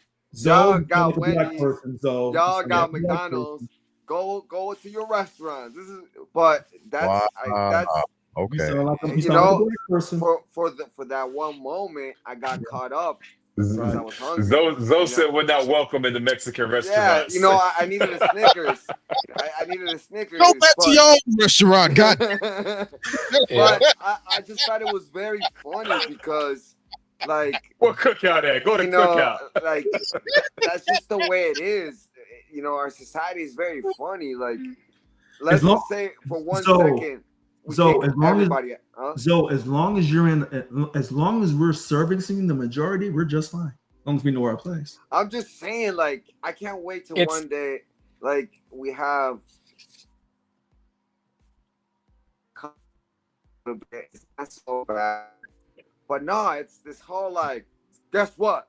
Like our governor over here, oh, another billionaire made fun of me, and it's like billionaire making fun of roasting our billionaire. Ain't nobody can understand the scale of intensity of what's going down, quote unquote, like this Apple situation, where they got like a gold medal Apple situation, but we really don't know what that means other than the fact that look, America's winning, and there's jobs, but really it's just people getting taxed. Is there really? I'm just saying that when you watch the newsreels, you see it over and over and over, and it's handshaking, Sure. dudes. Sure, but You but here's the crazy part about that. Like, sorry to cut you off. But I wanted to address number one thing. I don't think humans are against or change. They're against rapid change. So if you go to a place where, it happened here in the Silicon Valley, it's gentrification at the fastest rate that we've ever seen, right? Yeah. If you go to Texas, if you go to Oregon, if you go to any other place, they hate Californians. They hate people that have the money because however you split it, people in California and people in New York make a higher wage than 90% of Americans. So you have money to get up and move somewhere. Even if you feel broke in California, you are still rich in another state, Oh yeah. right? Mississippi, So you killing same with Mexico, right? If you take your money you make here and you go to Mexico, Jesus, you live like a king, you know? sort of, but because then everybody's smooching off of you. yeah, but then the problem is it destabilizes areas. So Yeah, people are adverse like to destabilization of regions, right? That's what is getting people pissed off. The other thing, I think a lot of this is misdirected and misguided anger and frustration. They point at certain groups or certain ethnic groups and go like, they're the problem, they're the problem, they're the problem. And they want us to keep in that mindset because they want to keep us divided, right? The crazy thing about it is so much crap is happening. And again, I go to it. They are shrinking the middle class, and that's our fucking problem. They are sticking it to the middle class, and we are getting screwed. We are getting decimated. And I'm one of those people that's probably a pessimist, and I think that if we proceed down this path, we will end up in a civil war in less than 10 years. damn. And let me add So- to this. Let me add So to this. that's the Oscar. danger. That's the Right, major so- danger of like these things playing out this way. So Oscar, I'm going to ask you this question. And I'll let you continue your rant. As long as you keep voting, though. hold on. As long as you keep voting in a Democrat or a Republican, you'll stay on this rant. And I'm the same way. I agree. 100%. I would 100%. That is 100% because it's keeping us busy. It's gerrymandering. It's doing all this stuff that we don't need. Americans simply want opportunity. That's all we want. And then all this stuff that's happening, it just makes no sense to me because they're talking about, we're talking about Apple. So Apple bringing manufacturing to the United States. Manufacturing in the United States has not been a feasible thing for a long time unless there's one of two things. There's automation for that assembly line, completely robotic, or at least majority robotic, because it keeps the price low. At the end of the day, it is also our fault as consumers that we want everything cheaper and cheaper and cheaper, or we expect a certain price point, right? It all plays a factor into it. We like cheap. We want things affordable, right? So if Apple is going to bring back manufacturing, you sure as hell know they're not going to be paying people the best wages. They're going to go to Right. places that have very low wages, because if they pay a certain amount or above, you bet your iPhone's going to go up $1,000. Just You bet sign, your MacBook Pro is going to go just more expensive. yo, So just they want to keep that price point down. So they're going to do automation. They're going to do things, and great, you're going to get 200 jobs when a factory should be really supplying tons of jobs, or and it goes into the same deals that are being made. So they just brokered a deal with Nvidia, right? Nvidia is now, brokering that deal to sell to China. I thought we didn't want to sell AI, hardware to China, right? But hey, pay this Mm, tax that we're going to yeah. impose on you, and go ahead and sell to China. You know, Wait I, a minute. I, I literally thought that we're trying to keep. And here's Oh, the big, and I always harp on this every single episode. China is becoming the world's biggest superpower. And there's Right. a Yeah. big amount of Chinese people that are becoming millionaires and new middle class people at the speed of like more than Americans, right? so check this Um, out. so they're going up, Mhm. we're going down, and this is what's causing all this conflict, and this is Not causing a completely. lot of tension. Wait a minute. Not completely. well, that's I'm why not they're going to trying disagree with you to 100%, fix but Mexico, not, but man, not, but because not they're trying to completely. get the labor force from over there. No, no. You got to understand where the money comes from. See, once you understand who has the money or who has the ability to tell you how much money to print, they're not Chinese. So as long as you know that, those who have the power to tell America how much money to print up, and you think it's the Fed, you think it's the central bank in these countries. No, it's a smaller group of people than that. And they're not, now there may be one Chinese or one Chinese family in that group, but the majority of that group is not Chinese. Now, so So when you what are talk they? about news media, when Oscar was talking about the news media about taking out the trash, see, if you said the news media is bought off and the major news media is only allowed to say certain things, they'll say that no, you're just into the conspiracies. Nope, That's not true. that's not true. That's what they'll say. How many media companies? How many media companies own the world's telecommunications, mass media, and everything like that? It's It's like less than two a or three. handful. I was You gonna Yeah. have say like three. maybe like four. I was gonna Yeah. say three. Yeah. Yeah. Yeah, you had Rupert Murdoch that owned so many media Wow. companies out of Yeah. India. So when they have Um, talking points that are talking about like certain yeah. things, it's a big echo chamber. Yeah. And you can't say if you say things a certain way, then you'll be deemed a bigot or a racist. So you have to give an Yeah, apology. If you yeah, talk about the money and how the money is created out of thin air, if you don't say it in a certain voice, you'll be yeah, called a bigot or anti-Semitic. yeah. You'll be given an apology within 2 hours. But And So by so, the what? way, So then what? Everything's checkmate.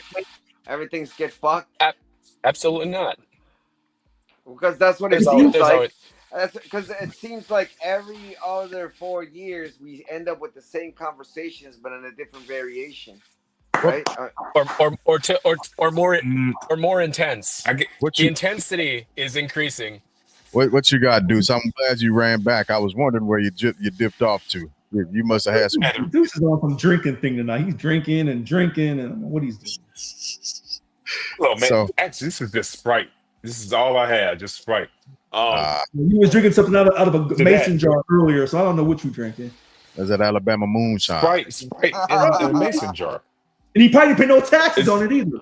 And he it probably was used his made in income America, tax so money I to make the paid a lot moonshine. of taxes on this. Yeah. Wow. It was made We in got to stop America. with all the taxes. I paid a ton of taxes on it. We really got to stop with all the taxes. We Wait, do. so That's my take. let me ask you guys this. So then, I want to. go I want to ahead. say this one thing, man. Zoe, I know you said like every 4 years it's like the same story. To some extent, I can see how that would have been true, man. But then you have these outliers every so often, man. And I think this last election is showing an outlier, man. There are certain guardrails within the government that are literally being, if not ripped away, chipped away at to completely change the scope of America politically, and then America socially. Um, and then it's not. It's like, have you guys watched Dune, the movie Dune? Yeah. Hmm. All right. So the Jesuit people, right, were telling the story, and they're putting Hmm. out this narrative, and prepping people's minds for the coming of their savior, right? Then this kid is born. Is he the savior? Is he not? Nobody knows, but the time is right for him. Yep. So he's not the omega of these ideals or the alpha of these ideals. The narrative's been pushed out there. He's just in the right place, right time to make this stuff happen, right? With the Mhm. charisma and the following that he has. So I Well, do feel like both parties, none of them have done anything great for America overall as a whole. But I do feel like this party currently, I'm gonna say it in the way I can say it, is drastically changing America. I'm gonna stop it there because unlike some other people on here, I still Come got to on. clock in. But it's oh, drastically oh, changing America, wait a and the minute. debate is for the better or not, right? Hold on a But second. Wait a I, minute. I think Is changing it America too drastically? rapidly. Hold on. No, no. Wait a minute. If you think about this, you So put so did the last political party. a black man was put in the White House 2 straight terms, so he wasn't, quote, he didn't just get lucky. He got in 2 straight terms and he passed the Affordable Care Act. And for a lot of people, putting a black man in the White House and doing the Affordable Care Act was too much, too fast, too soon. I mean, the Affordable Care Act is to help people, man. It doesn't Again, take that was too away much, too fast, jobs. too It doesn't soon. take away wealth from people. It how does You that put a doesn't black man in the compare Wait, to White what's wait, going House. wait, on now? wait. You encourage black folks to So come out to vote. You encourage black folks to stick their chest out. You encourage black folks to ask for slave reparations. Are you kidding me? so is that what you're saying You that we ended up with Trump because yes, Yeah. we yes. be a freak? I think it's part of it. I think a black man being president is Okay. part of the reason All why right. Trump is there. It just I do So think let's that. But yeah, go ahead. reeling it back into DC a little bit, and coupling that with the past 5.5, 6 months. Actually, yeah, we're past 6 months at this point, and understanding the pivoting Jeez, I thought it was like into. already a year. Yeah, I know, right? Felt like It's exhausting. yeah, but with, and this is going to be a weird point, but I just want y'all to stick with me for a second and Okay. and understand why I'm saying this. With all the chaos that has been caused, and continuing, because we're starting to see more Heritage Foundation representation being pushed into powers of influence. I don't know if y'all have noticed that, Hmm. but Yeah, when the Democrats win the House and the president gets impeached and kicked out, don't. Oh God, don't say what's that. what's going to happen? Don't say What's going is because everything's been in such disarray and chaos at that point, right? Whoever comes back in, especially if it's a Democratic president, we're going to feel like they were a godsend. no, no, you won't. Watch. No, because what Oscar told you, the way Think we're going in 10 years, we're going to have a civil war. If the House is taken back by the Democrats, which I don't think they can, but if they do that and they impeach this president, you better duck. Get your no, water Wait, bottles but and that's head for the basically. mountain. I think that James right. I think that is gonna be the layup. That's the setup right now because No, you don't the want the that to happen. the shifts have been feeling like that, like where If that's you, why because Trump went so hard on his frenemies. the man had his attempt on his life twice. I'm ish. They tried to saying put him in jail. They didn't want him to run. If man, you what were a Donald tip, man. Let's Trump, not go there, Rick. Let's take some facts, man. We are not counting when he had a tampon in his ear as a doggone it. Rich, you were with me. I was listening to I'm you just until you saying brought I'm that up. just Now, saying come on. that like just as how there was a red tsunami or red wave, now there's gonna be the blue wave. And I mean right now And and everybody's and, running amok. Even the and judges don't even know what to do because a lot of yeah. these things are like being the checks and balances are being erased in a way. And there's like a little Well, flood into like, well, like the fact that Trump can just say, oh, these judges are idiots. I'm going to take the birthright citizenship. That's just Yeah. destabilizing a whole lot of stuff that we don't need to be destabilized for whatever reason. Like order of operations, where does it begin? In the executive, the legislative, because we need like this big bill. And I try to break it down for a little bit. I even asked AI. It's impossible. And I just don't think there's a lot of people that have the intelligence to lead us into the next chapter without, uh, you know, going crazy. Like I think the whole bringing it back to bringing armed personnel to cities, it looks dumb overall. It just doesn't speak to law and order because the Mm, cities It are speaks to supposed third to world do that. countries. Yeah, yes. it That's That's the oath. exactly what third That's, world countries do. that's not the oath. Hold on a second. I wrote this down. so I rest my case with As a that. military, uh, that's not Guard, Army, Air Force, Marines. Not the Guard, because the Guard state. We take an oath, but that oath is very similar to what the Guard takes, and it says enemies. Go ahead, Foreign Deuce. and domestic. Thank you. Foreign domestic, absolutely. And right now we got some domestic enemies Yeah. right here in the country, antagonistic, acting a fool So in these inner cities, and they were a threat to national security. Now, not really, but that's what they're gonna tell it. but it's such a surprise that it's now in this moment in time. It could have been some other time. And I agree with Brother Glass here that why didn't it pick a different state? Why wasn't it something that you faced in? So this is why I call him the bootleg Bukele, because Bukele at least had a plan to tell you Not a ring to exactly it. how it was going to be done. It says we were going to militarize these zones that are completely have the highest homicide rates, and we're going to deploy the military there. And as we continue down the country and through the means of communication where cartels go, that's how we made it the safest, aside from jailing 60,000 people or whatever. That's how he made El Salvador safe, right? He had phases. It was a 3-phase plan of what they were going to do in the country. So everybody knew it wasn't a surprise.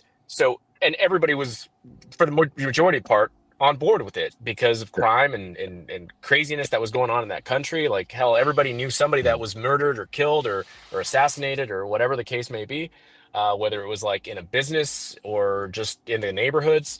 But the thing is just it's so strange that it's happening now.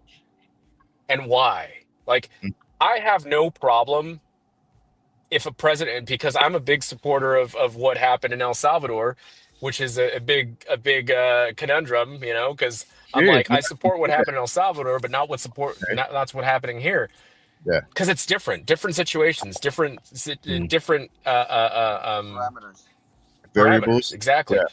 Yeah. Here we have a constitution. The constitution is very different there. Here we don't have war zone amount of deaths, right? Just by existing and living. But it's just crazy to me. And I think one of the things that I want to really impress upon people is the one thing that made our country so damn great, and what I was always super proud of, is that it wasn't a banana republic, that it wasn't crazy, that it wasn't here and there and everywhere all at once happening, where it makes people feel the instability of a country. Yeah. There's a thing about progress and moving forward very slowly that I now respect, that I used to be like, man, this country moves too slowly. But then I'm like, hey, at least when it's slow or slower, there's no massive pendulum shifts. There's no rising tensions. Yeah. There's no, because the next person that comes in as president, if they do go after President Trump, you damn right know it's going to be a banana republic. Yeah. Because there's a lot of people that will fight and die for that man. Yes. As opposed to people on the other side. So now you have Sure. paramilitary groups that will back him. Yes. That will form. So that's the danger. The danger is going way too far in the pendulum shifts of things.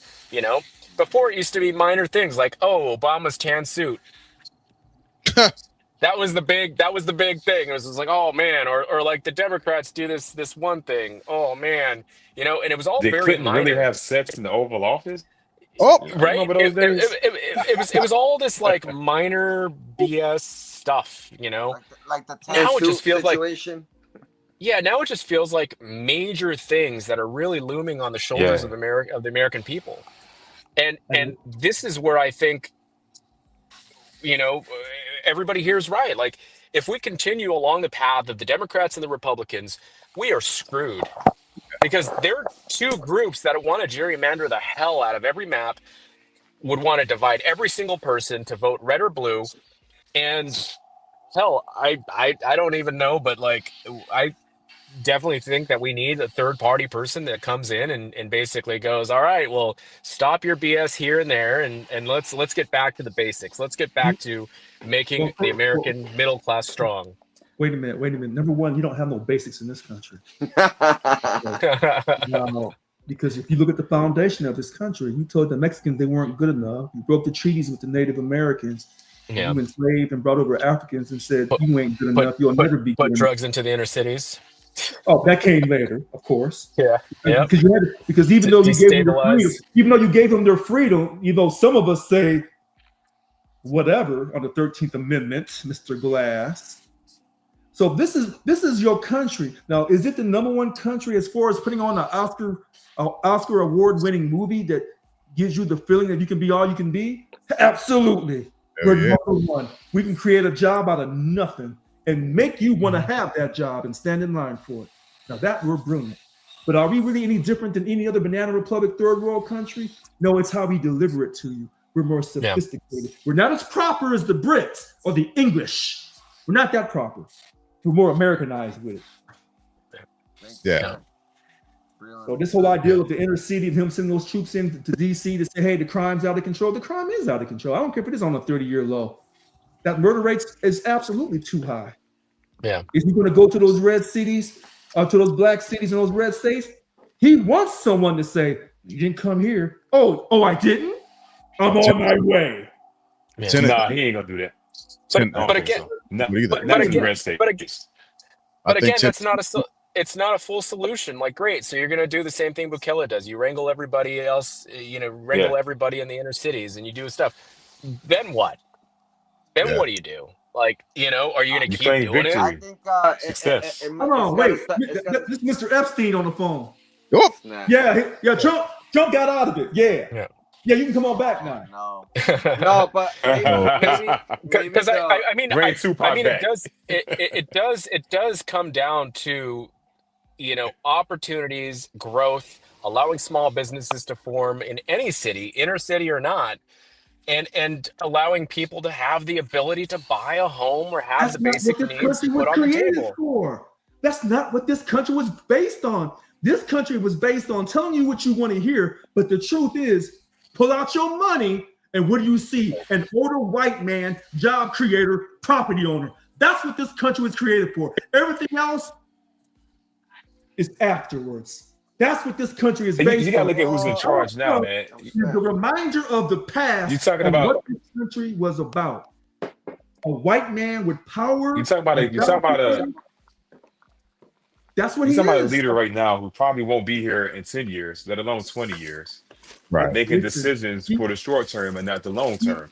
And I like Oscar's point about the small business, but small businesses don't have enough money to line his pockets. That's why he's going with the billionaires that can. Oscar was wrong on this. President Trump is a symbol of the foundation of this country. This idea of having a strong middle class, that wasn't supposed to be part of this country. It never was. No, that's what I'm saying. He doesn't want a strong. He wants people. He loves the money. Whoever can pay him, which right now are the billionaires. Small businesses can't pay him. So it's not worth his time and effort is what I'm saying. That's why the billionaires is money. He's a guy, we don't know if he's going to be here. He's going to be living the next 10 years, let alone the next 20. So he's making decisions for himself right now that he can enjoy. According to his legacy. So that's not just short term. I'm sorry. Go ahead, Zoe. Say that again, Zoe. According to his cankles, he's in bad shape. Yeah. He's building. I remember that was a thing. If President Trump would come to California right now and talk to me, I would sit down and I would talk to him. I say, you know what? You're brilliant at what you've done. You stayed by your platform. You told people from the very beginning, I'm a businessman. I'm not telling you my tax returns. I'm not telling you anything, and I'm not divesting myself of my business. And even when you try to shoot me, I'm going to survive and win re-election when you did not want me to run. And I already won the 2020 election. That's in his mind. I don't think he would have won if he wouldn't have had that attempt on him. Agreed. Ooh. The day that attempt happened was the day I said Donald Trump wins. Yeah. That moment, Especially when with the way he did when it. they were pulling him out, I Oh, was and like, oh shit. Yeah. He this just this right solidified here, his It victory. was we like fight. welcome to American badasses. We're back. Yeah. You know, Yeah. Yeah. especially if we Hey, come Yeah. from the generation that we come from, we Yeah. like that shit. We like, you know, it was like Hulk Hogan-esque. You know, Yeah. I can't even lie. That was a WWI. dope pick. That was a this dope this picture. I can't even hate on it. That was a dope picture. Yes, I it's can't that even hate. bad. this Listen, is it's that bad in DC. It's that bad in St. Louis. It's bad in a lot of cities It's across bad and all. America. Yeah. Yeah. No, Yeah. Yeah. no. Okay, but I no, mean, federal military assistance is they're not going to stay there forever. It's not going to be military rule, man. is that It's before the they're not extension? fixing the Is that before problem. the extension? They're approaching the Right, symptom. right, They're not fixing the right. problem. That's correct. That's correct. It might be a Yeah. Trojan horse. That's Yeah. correct. so. Yeah. Let me Yeah. let's transition, gentlemen. I'm going in this week to finish up my career on a high note, in uniform. So I got to get some sleep in a second. I got to get some sleep. I was about to say. I got some stuff to handle too. Oh, wait a I'm- minute. I'm- Hold on. Wait a minute. Uh-oh. They had to delay your retirement. There's some Oh. domestic violence in St. Louis. They got to send you there to regulate. They don't want me. They don't. Look. I'll tell everybody right now. You sending the wrong motherfucker. I'm not fighting. Mr. Glass, Send me. I would tell anybody that's in the military, be prepared to give your life at any given time on Yeah. American soil or on foreign soil. Because with this current president, your life is in his hands. What I will say is I have already been deemed non-deployable by medical doctors for medical reasons. Oh, we don't have to have you in war zone directly. We have you just pushing some paperwork. No, we need to. Doing some I Rest logistics. in peace. Anymore. I'm done. I'm Yeah. finished with it. It's time to chill out. So with that being said, let's transition over to final thoughts. We talked about a lot, and I absolutely love this platform that we're continuing to build.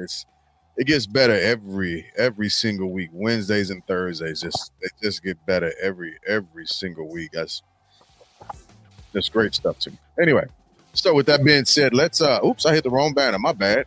I ain't want to thank you for watching just yet. I'm trying to stay on final thoughts. Jesus jumped up. My bad. So moving into final thoughts. Up first is Rich. All right, so I did a lot of talking earlier in the show, so I'm gonna give my final few minutes to the new one, Zoe. Go ahead, Zoe. Take over. I just think let's just get back to work, and busy hands is a happy body, and let's just mind our business, and let's turn the TV off a little bit, and hopefully all this stuff will be behind us, because it's incredibly disturbing to see us all fight over shenanigans, let alone the world, but just overall in a local community. We gotta smile a little bit, open the doors, and increase the respect level. We don't need to be running around going crazy. Whoever is the president, we lead by example. So let's get it. I can dig it. Ask. Me. Yeah, man. Yeah, I think my final thought is this. I think I've said it before in previous episodes, but we have to keep our voted in officials accountable. We have to be much harder on them. They are not our friends. They are not our allies. But when they are, great, give them kudos. But when they're not, hold their ass to the fire. Don't give them any passes, because the problem is we hurting. Yeah. And we got to fix that. Mhm. And the last thing I want to leave with is look to your side, look to that side. Those are your friends. Those are your family members. Those are the people that are going to be with you thick and thin, whether they're Democrat, Republican, blue, red, purple, whatever they are. They aren't the enemy. The enemy is ignorance. The enemy is fanaticism. And you got to keep that in mind. That's good. That's good. Deuce, we on you. Hey man, like what Oscar said, man, Yeah. keeping those that we voted in accountable. Congress, I don't even know what they are anymore. It's like a figment of my imagination. I don't even know You what remember I the don't even movie know The what they do. Invisible Man? We have the Invisible Congress, man. It's just a doormat. So we need to vote people in who we can keep accountable, because right now we have people in there that aren't doing crap and who don't care about accountability. So 2026, man, stay alive, stay vigilant, and let's get through this thing. I can dig it. Rich, I'll give you another shot at it if you want it. No, you take it. All right. I've had my piece tonight. I said what I had to say about black folks. We have to stop this violence. We said this in the 60s, 70s, 80s, 90s, all the way up to now. At a certain point, don't put all this on the white man. Not all of it. Yeah. I agree with that. That Mm. was Mhm. I'm with you on that. final thought. I'm with you on that. 110%. All right, so Yeah, same. let me start out my final thoughts by saying, in the industrialized world, in the world of first world problems, globally, America is the most dangerous country in the world. I want y'all to think about that for a little bit. America is the most dangerous country to live in the world. Of all the quote unquote civilized worlds, the technically savvy countries, so on and so forth, the United States of America is the most dangerous. And that says a lot about the occupation of Washington, D.C. That says about a lot about the current state of our politics. It says a lot about the current state of our politicians. And what's more, and what's actually disheartening, is it says even more about the American citizen. We have decided to allow chaos to run rampant. And I say we very liberally.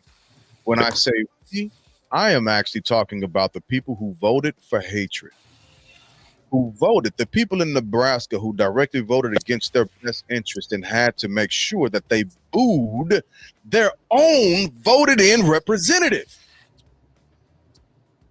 America, you've done this to yourselves. This is what you wanted. This is what you voted for. You voted for a felon and thought that a felon wouldn't do felonious shit. Make that make sense. What's more is the current president of the United States, to actually echo something that Rick said earlier, is the face of white America.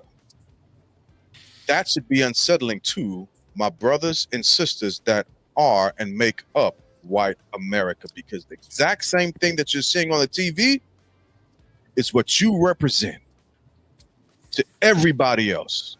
America is the laughing stock of the world, literally.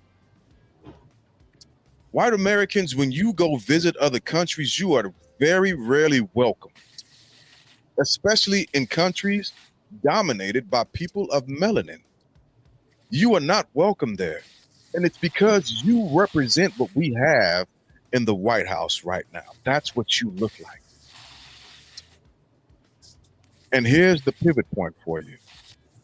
Where you would generally have civilized people of humanity wanting and trying to save this country, we've decided to take a step back and make you feel the consequences of your actions. And you don't like it. You don't like it. I love y'all. You're a part of my experience just like I'm a part of yours. This is not a point of hatred. It's not a point of bigotry. It's not a point of racism. This is a point of honesty, white America. I will offer this. You voted for a person who's going to end up giving Ghislaine Max. Give me 1 second. 1 second. White America voted for a person who is going to give Ghislaine Maxwell, a disgusting human being, a pardon in the end. They're already moving her towards it. You don't care about the children that you say you care about. You don't care about the economy that you said is what makes America great. You don't even care about your fellow Americans the way you claim to in your religion. And it showed through your vote. So take a deep breath, take a few steps back, and figure out how you're going to fix this situation that we're in. And with that, I yield my final thoughts. Go ahead, Rich. I got to add this. A percentage of white America voted for President Trump. A percentage of white America did not vote for President Trump. White America is deeply divided, but this time that division is known across the world. It's no longer Black America complaining about white folks as a whole group. White America is divided. I can respect that. Second thing, if how you say her name? Ghislaine Maxwell. If she gets a pardon, good for her. Because I'm hoping that President Trump will find mercy in his heart to pardon Sean Puffy Combs. See? And I hope that he finds in his heart to pardon other Blacks and Mexicans and Asians as well. So I'm not going to castrate him and say that he's a racist or he's out of his mind. I'm going to thank him for pardoning the one Black woman that had the drug offense charge down in Tennessee. He got her out. He also pardoned the co-founder of Death Row, that particular person. He got that person out, a Black man. Suge Knight? No, not Suge Knight. It was another alleged co-founder of Death Row that he let out. Okay. That's why Snoop Dogg went to perform in the inauguration. So I want everybody to understand that, listen, we all have our views on President Trump. He is the president of the country I belong to, the country I was born in, and I hope he continues to pardon people of not just European descent, but of all descents, because we all deserve a second chance. And so President Trump, if you're listening, if your people are listening, if the CIA or the FBI is watching, we love our country. We have different views. But when it comes to pardoning, we believe that President Trump will make the right decision and pardon people who are minorities as well as people who are in the majority. Thank you very much. I can't agree with all of that because he's going to make a decision that's going to protect him and protect him alone. He doesn't give a shit about anybody. He's operating under the sole understanding that as the president, actually, what I'll say as a totalitarian, the Supreme Court has allowed him to do whatever the hell he wants to without any repercussion. Up to a point, unless they think they'll lose the country. Free El Chapo, free the DC sniper. Hey, I mean, hey, let's go down the list. Let's go down the list. Oh God, there went the neighborhood. I'm just trying to get P. Diddy out of jail, and you don't throw in. That was wild, bro. That was wild. That's what they do. That's what they do. Oh Lord. All right. It's clear that you just have to be rich enough to get pardoned. That's it. Yes. Because he let a motherfucker out. Well, the Black woman from Tennessee, she wasn't rich enough. Someone vouched for her.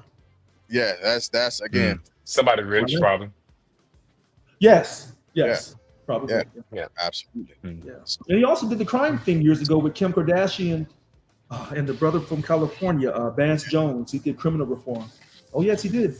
I put so much faith in Kim Kardashian. Listen, if we always bash someone for every single thing they do and never acknowledge what good they do, then the country will stay divided. I can absolutely agree to that statement. You know what? You're right. Good point. Will something good happen with him sending the troops to D.C.? Oh, I don't know about all that. Will something happen good if he sends troops or the FBI, Department of Homeland Security to the other inner cities? Oh, I don't know. Is this tariff situation going to work? No, it won't. Okay. I'm just throwing that out. But last word. As always, we're about to shake out good folks. Hey, I'm gonna do this tonight. I'm putting up the Family Bloodline podcast Cash App QR. Yeah, y'all see it. Use it, damn it. Matter of fact, let me switch the banner real quick. Bam. This is down there. When you want me to buy that shirt, let me know. I'll send Oh, you yeah. the name Thank of you the for saying shirt. that. Thank you for saying that. So I will have, let me move my banner. I will have the Family Bloodline t-shirts for sale. And the hoodie. Get the hoodie shirt. Get the hoodie too. Hoodies. Winter, It's cold. I don't run my heat, so I ain't got no winter money. I'm is in coming. California. Yeah, I'll Winter is have. coming. Yeah, I'm out here with you, Rich. Hey, can I do a payment plan? I can pay you 50 cents a month. We'll do payment plans. So we'll be doing hoodies. I'll be bringing the hoodies. I'll be bringing the t-shirts. I'll be doing the zip-up jackets, so on and so forth. Yeah, That sounds good. I'll buy them. and I'm going Well, to I'm down work to on. 3%, fella. 2%, Yep, fellas. I'm about to drop off. I'll get the prices posted. But with that being said, thank y'all for coming out. God bless, and as always, Night. night.